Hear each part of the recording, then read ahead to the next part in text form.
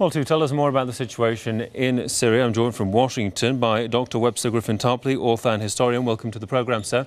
Dr. Tarpley, according to this French doctor who's just been back from Syria, the majority of patients he treated there, the patients who were insurgents, were non-Syrian. I mean, the main question is, how are these foreign insurgents recruited, first of all?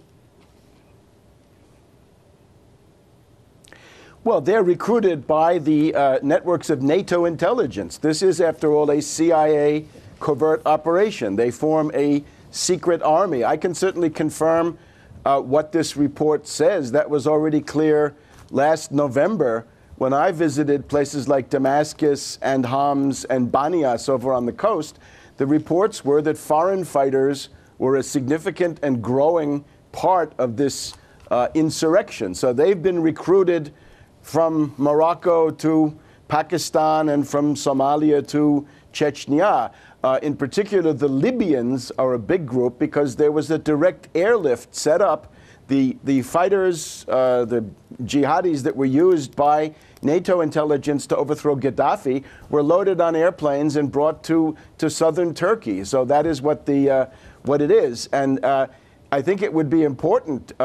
We got all the way through Kofi Annan without having this brought up. Maybe Brahimi can finally give us a report of what's happening, because this one single fact about the foreign fighters is so obvious, but somehow it doesn't enter into the official discussions, and obviously it should, and maybe now it will.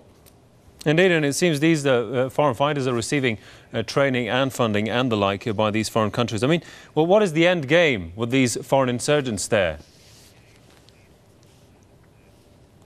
Well, I have here an article from today's Washington Post, which is all about how Turkey is dismayed. They're shocked by what they've gotten themselves into. The Turks, Erdogan, remind me of a boy who's decided to stir up a hornet's nest, and he's gotten stung, and now he wants to blame the hornets. Well, you shouldn't have started this in the first place. But what the Turks, the people in the Turkish opposition, are correctly pointing out is that the foreign fighters that you've mentioned don't like Assad because he's not the caliphate, right? He's illegitimate because he's not the caliphate. Well, Turkey is just as unacceptable from that point of view. Turkey is also not the caliphate. So the Turkish opposition is wondering if these foreign fighters ever get done one way or another in Syria. Either they're driven out or they're able to succeed, whichever way it goes.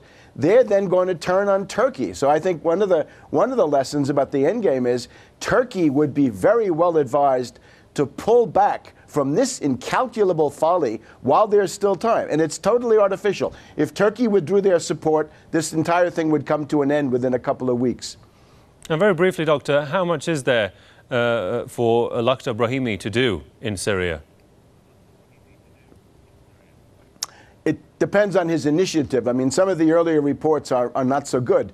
But if he decided that he was going to tell the world that this entire situation in Syria had been cynically, deliberately, systematically fomented by the Negroponte faction of the U.S. State Department, in particular by Ambassador Ford of the United States, who was part of this tradition. They set up death squads in Salvador and Central America. They set up death squads then in Iraq, and they've continued that. It's a seamless progression from the death squads the U.S. created in Iraq to the ones that they've now unleashed in Syria. Right? Just that one fact would tend to transform the diplomatic situation.